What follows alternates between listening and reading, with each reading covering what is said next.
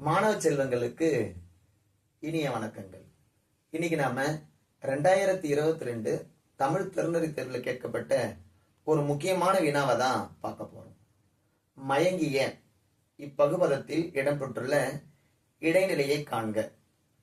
பொதுவா ஒரு சொல்ல கொடுத்து அதோட இடைநிலை கேட்கிறாங்க அப்படின்னா நாம முதல்ல அந்த சொல் எந்த காலத்தை சேர்ந்தது அப்படின்னு பார்க்கணும்.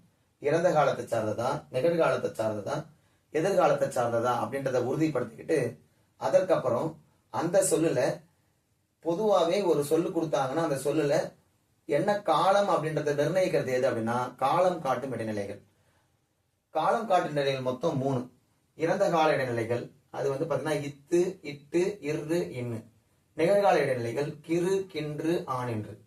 எதிர்கால இடைநிலைகள் இப்பு, இவ்வு, இக்கு. இப்ப நம்ம வினால மயங்கிய அப்படின்ற சொல் தான் கொடுத்திருக்காங்க.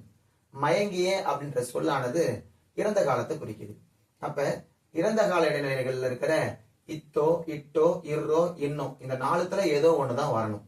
சோ அப்ப இப்ப நீங்க கவனிச்சு பாத்தீங்கன்னா மயங்கிய அப்படின்றத நம்ம பிரிக்கும் போது மயங்கு கூட்டல் இன் கூட்டல் ஈ கூட்டல் அ அப்படின்னு தான் நம்ம பிரிக்க முடியும். அப்ப விடை என்ன அப்படின்னா இன் அப்படின்றதுதான் சரியாகும்.